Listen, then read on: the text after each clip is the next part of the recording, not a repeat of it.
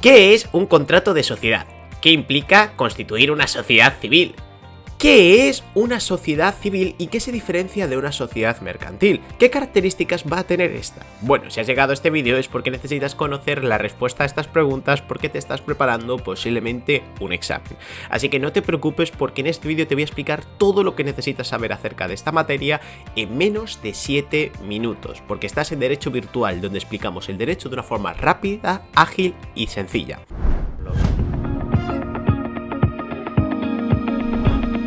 Bien, en primer lugar comencemos por responder a lo más sencillo. ¿Qué es el contrato de sociedad? Según el Código Civil, la sociedad es un contrato por el cual dos o más personas se obligan a poner en común dinero, bienes o industrias con ánimo de partir entre sí las ganancias. Con este contrato se crea una sociedad civil que comienza a existir desde su celebración. Existen muchísimos ejemplos a tu alrededor de sociedades civiles, sin que te des cuenta que van desde instituciones de beneficencia, clubes deportivos, locales o institutos y colegios privados, entre otros.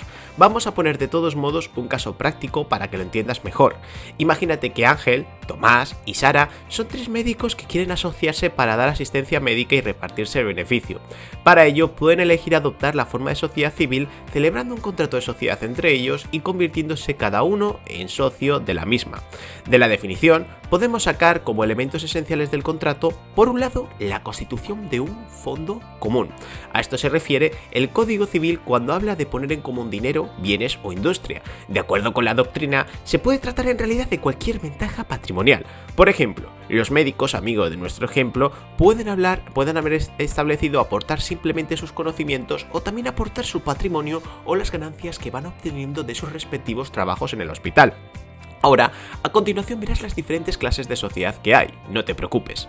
Por otro lado, tenemos el intento de obtener un lucro común a todos los socios, sin perjuicio de que pueda tener también otras finalidades de carácter económico o moral.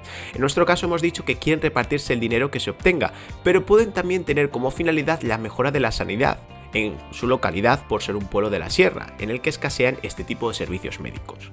Pues bien, visto el concepto de contrato de sociedad y sus elementos más importantes, tienes que saber, como adelantamos, que dentro de las sociedades tenemos 2 grandes clases o grupos, las sociedades universales y las sociedades particulares. A su vez, dentro de las sociedades universales, se podrá diferenciar entre la de todos los bienes presentes o de todas las ganancias.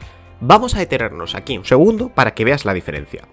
En primer lugar, como ya digo, en las sociedades particulares van a ser aquellas que tienen por objeto una determinada cosa o bien su uso o sus frutos. También una empresa señalada o el ejercicio de una profesión o arte. Si por ejemplo los amigos de nuestro ejemplo solo ponen en común el ejercicio de su profesión, se trataría de este tipo. En segundo lugar tenemos las sociedades universales, que van a tener por objeto una pluralidad de cosas. A su vez pueden ser de todos los bienes presentes o de todas las ganancias. En el caso de la de todos los bienes presentes, se pondrán en común los bienes que actualmente les pertenecen a las partes con ánimos de partirlos entre sí, como igualmente asimismo todas las ganancias que adquieran con ellos.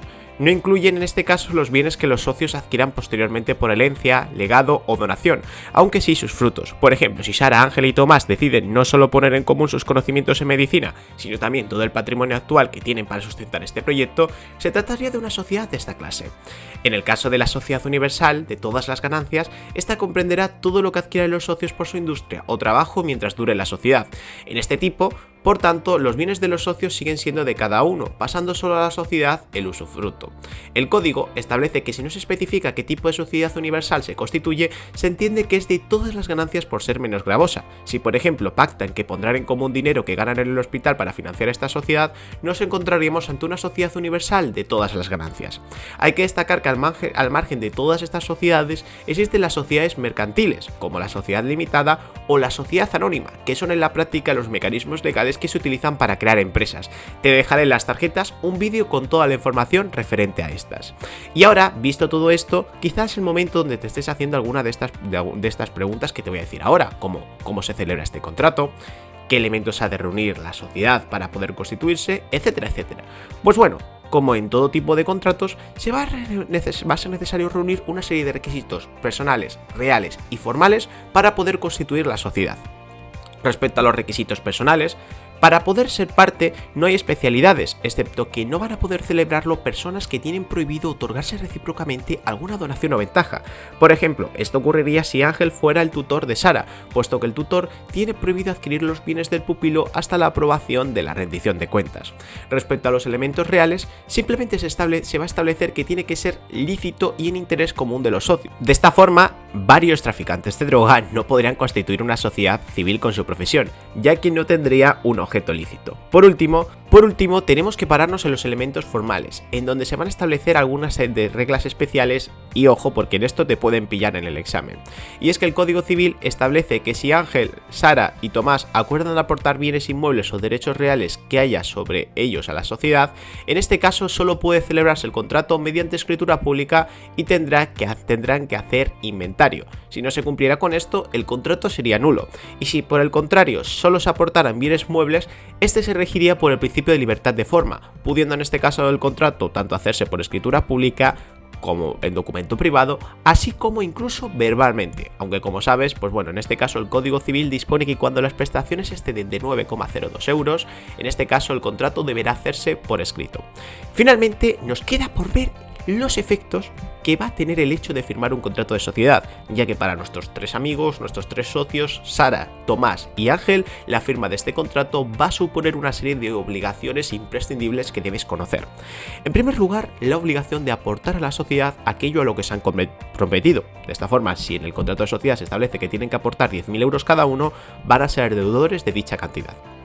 En segundo lugar, el hecho de firmar un contrato de sociedad supone subordinar su interés particular al social. Por ejemplo, si Ángel cobra lo que le debe a un cliente pero el resto no y este se declara insolvente, Ángel deberá repartir con los otros esta suma de dinero. Además, deberán reintegrar aquello que no tomen de la sociedad para su beneficio particular, lo que supone que Sara, si Sara coge 100 euros de la sociedad, luego tendrá que devolverlo con intereses. Y por último, también implicará que los socios responderán de cualquier daño o perjuicio que provoquen a la sociedad y de las obligaciones que contraigan con terceros y con la que no queden obligada a la sociedad. Como contrapartida, también tendrán una serie de derechos, no todo va a ser malo, y es que van a poder asociar a un tercero siempre que los demás consientan por unanimidad. Por ejemplo, si Tomás tiene un amigo que es muy buen médico, podrá proponerle para unirse a la sociedad, y también van a tener derecho a participar de las pérdidas y ganancias de esta, en la forma en que lo hayan convenido, o en su defecto de la forma supletoria que determine el Código Civil. La gran ventaja que van a presentar las sociedades civiles respecto a las mercantiles, eso sí, es que los socios no van a responder solidariamente de todas las deudas, sino de forma mancomunada. ¿Esto qué quiere decir? Que si Sara ha aportado 25 euros, Tomás 50 y Ángel otros 25 euros, no se le puede exigir a Sara que pague todas las deudas, sino tan solo un 25% de acuerdo con su cuota social. Y bueno, con esto terminaríamos todo lo relativo al contrato de sociedad, a lo que es una sociedad civil. Has visto todo lo que es el concepto, contenido y regulación acerca de este contrato. Por supuesto, hay que destacar que este contrato es muy denso y podríamos estar hablando horas acerca de este. Pero bueno, en resumidas cuentas, quédate con que el contrato de sociedad es un contrato en el que dos o más personas se comprometen a formar un fondo común de dinero, bienes o industria y aportar cualquier ventaja patrimonial con ánimo de repartir entre sí las ganancias.